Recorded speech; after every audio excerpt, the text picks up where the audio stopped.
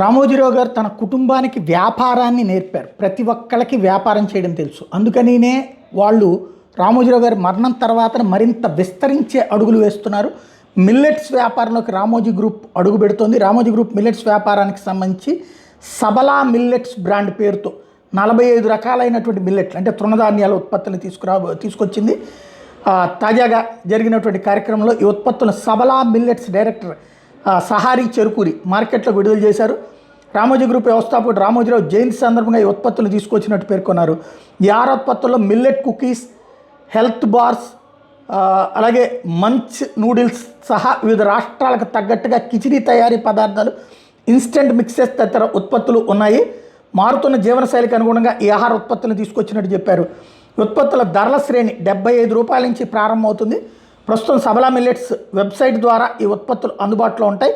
రాబోయేటువంటి నెలల్లో e commerce పోర్టల్స్లో వీటిని అందుబాటులోకి తీసుకురాబోతున్నట్టు చెప్పారు. రాబోయేటటువంటి 3 నెలల్లో మరో 55 ఉత్పత్తులు అందుబాటులోకి తీసుకురాబోతున్నట్టు ప్రకటించారు.